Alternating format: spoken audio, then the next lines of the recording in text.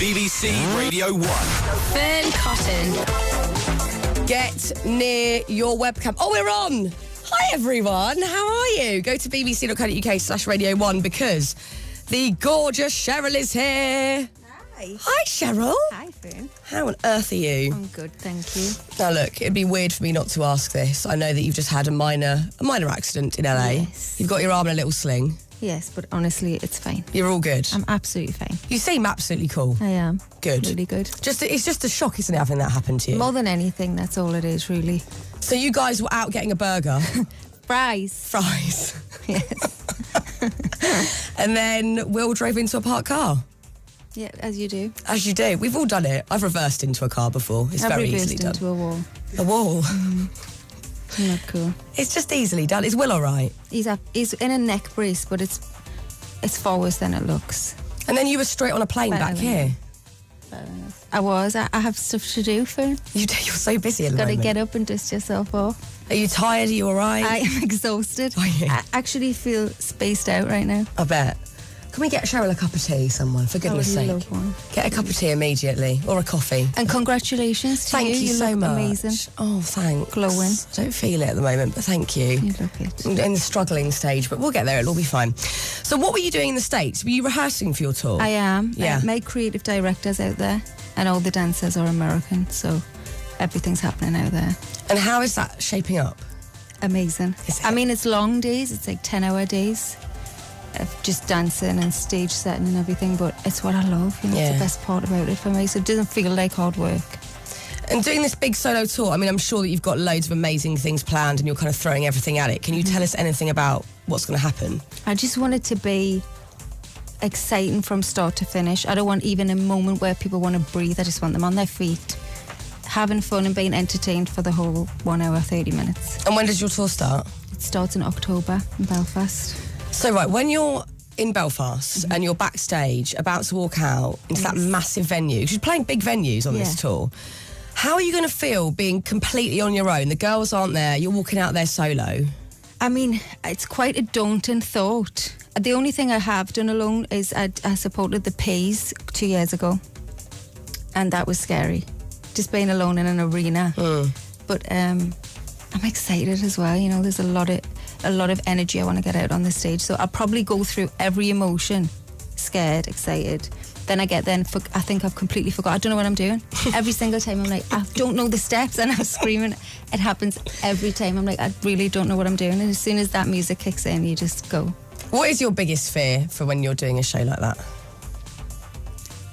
Just not feeling completely on top. Like, there'll be times where you feel exhausted going onto stage and you just think, this audience haven't seen the show, so you need it to be consistently that good, but you just don't have the energy. Yeah. I hate that feeling. You've got to have a good kip, a good rest after. Yeah. So I just need to make sure I'm rested and my energy levels are consistent. Will you have any sort of special guests or unexpected people come out with you or will be on tour with you at all? I mean, maybe. Oh, You should come along. well, and have a I'd look. love to come along, actually. You should. I'll do that. Definitely. If you can get a big seat, I'm would. there. It's sort of like a bucket of cheese underneath the seat, and I am like totally there. Have you been watching The X Factor since it started? I haven't. I was in America, so I haven't seen any of it, but I will on the playback, on the catch up. Are you how does it feel watching it? Is it sort of like seeing an ex-boyfriend with a new girlfriend? You're like, that's mine. It's not actually, you know. I watched some of it last year, and it just felt like a different show to me. Do you miss doing it? You got so much other stuff going on. Yes. You would never have time in a million years to do it. No, not now. Okay. Well, it's really good this year. I've watched a couple, actually. It's great. I need to watch it. I heard a lot. There was a lot of Twitter action at the time. Yeah, loads of Twitter action. Now, also, of course, it's your Girls Aloud 10th anniversary. Is it November? 10 years. It's mad. That's crazy. I remember watching that TV show. Was it called Rivals? Pop Over Yeah. Rivals? On TV in my flat years ago, and I can't believe that was 10 years ago. That's mental. A decade. I know it's crazy. Does it feel like 10 years, or it's just flown? I mean, sometimes when I see old pictures and stuff, it feels like 10 years. But in general, it seems like yesterday. And did you think it was going to pan out like this, that you guys would kind of have a break, go off and do your own thing? How did you envisage it when you started? No, I mean, we just didn't. We just loved we all had the same goal. and we all wanted it to succeed. I mean, you can't never predict 10 years of a career in this industry, so we just feel really lucky that we're still here. And will there be some sort of celebration around November? Yes. Oh, yes. And do you still talk to all the girls quite regularly, especially with this coming up? But that's the thing as well, is people are like, oh, they're getting back together. But to us, because we socialise and we still go to each other's houses weekly, it's like we've never been away for us. But the public have never seen us together, I suppose, all the 5 of us. So will you have to kind of, for a second, put your solo things on hold or whatever you guys are doing? Yeah. Or just make it work. Yeah. Who do you see the most socially?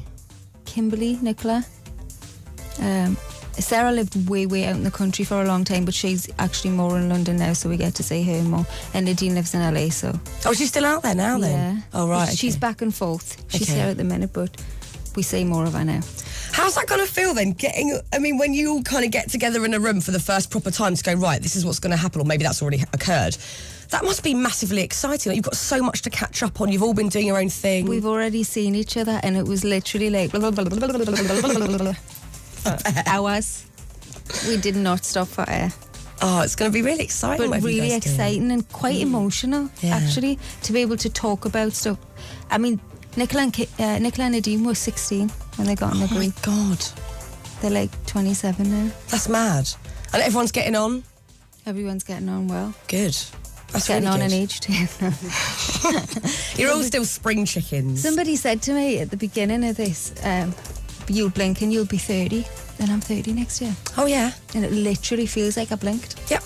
And embrace the 30, because I turned 30 last September, and it's wicked. I'm 31 on Monday, and that is like, 31? What's such a boring one? And now my 30's going to blur into one, aren't they? I'll be 40 next week. Oh, embrace it, Cheryl. Oh, yeah. I'm going to play Under the Sun now, which I love. Oh, my God, how hot are you in the video for this? With a little crop top thing on the skirt. Thank you. I love that video. Where did you do that, in LA, was it? It was here, actually. Oh, really? It was on an old set. Do you remember a soap called Family Affair? Yeah. That's what it is. That pub and all that I'm in. Oh, my God. Yeah, it's an old... They've kept it? An old soap set. It's still there? Mm-hmm. Well, it's a great video. I love it. Let's play it now. Under the Sun. This is Cheryl. Hashtag R1Cheryl on Twitter. I'll get to your questions next after this on Radio 1. We all got lonely days. Oh, you found the pen? I found the pen that I was quite innocently fiddling with. And then I looked down and I'm quite appalled. Okay. It's one of those nudie pens. Yes, like nude. But it go, you know, like some of them don't go nude. They go like another pair of pants. That one, it's a man and it goes, you're seeing it all. And let's just say he's shaved. Oh, yeah. To within an inch of his life. I'm so sorry about that. Can I explain? Yes, it's nothing to do with do. me. That's Scott Mills who's left that there because he uses this studio. And he sometimes has a bunch of these. Why has he got these pens? I don't even know. He's got these pens and he leaves them lying around. So I'm sorry about that. Do you want to keep it? No, you're all right. No, thanks. we're okay. I'll leave it Okay. here for Scott. Chris, do you remove the pen from the situation? Thank you, I appreciate that. Thank you very much. No one needs that at 11:20. No. Now look, I'm going to get seriously lynched on Twitter if I don't do some of these questions that we've had in. We've had so many in. Hashtag R1Cheryl was trending number 1 in the UK on Twitter, and worldwide it was trending big time earlier. So I can't get through them all, it'd be impossible, but I'll do as many as I can. And loads on Facebook too. Lucy says, how many shoes do you think you own? Thousands. Really? Mm-hmm. Have you got like a chamber of shoes? How's it work? I have like rooms. It has to stop, really, to be honest. Sometimes I do clear outs and I give them away or give them to charity. But I get attached as well. They're so lovely. When you look at shoes and you think, I can't get rid of them. No. Even if you know you're probably never going to wear them again. They're so beautiful. Have you got a favourite pair, or is that just impossible? I have a new favourite pair, actually, by Brian Atwood. Amazing. Are they? And I just want to look at them. I actually don't want to wear them. They look quite dangerous to put on my feet. But they look amazing. That's the best way. Have you seen the shoes I'm wearing today? I mean, these are dangerous. I don't know how you're wearing If them. someone gets in my way, they'll get kicked. There we go. Weapon. A weapon. And 4 months pregnant. I know. I'm not going to start dressing all frumpy because I'm preggers. No way. If anything, I've got to make more effort because it takes a bit of a while to look all right. All Canadian Jess says, what is the one item in your closet that you couldn't live without? A good pair of jeans. Yeah. Because I think if you've always got them as a go-to, You can dress jeans up, you can dress them down. You know, it's just nice to have a stable pair of jeans. That's your go-to. Yeah. Marth says, you are such an incredible role model to so many girls, but who is your role model? Oh, I have a lot of amazing women in my life, and I was surrounded by women with good morals and values. So I'm lucky to have a lot of good women. Lindsay says, if you could spend a day talking to someone you've never met before, who would it be?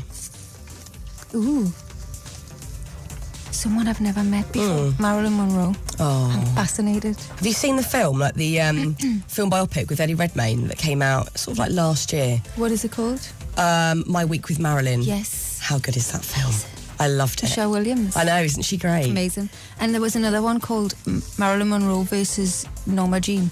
Oh, I've not seen that. And it's basically her past haunting her, because her real name was Norma Jean. Yeah, obviously. yeah. So it's how, like, her past demons haunt her, but it's two characters playing her throughout. Oh, I'll have to see. I've not seen that one. It was really I'd love to good. watch that.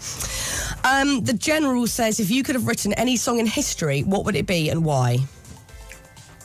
Oh, God. That's a hard one. Have you got a favourite song that you just love to play when you're, you know, sort of chilling out at home or before you go on stage, or something that gets you Loads of songs. ramped up? I love Mary J. Blige. One that I wish I'd have written. I wish I'd have written Somebody That I Used to Know. Oh, Gotchi. what a lovely song that is. It was number one forever as well, so it obviously resonated with a lot of people And out I there. love Ed Sheeran.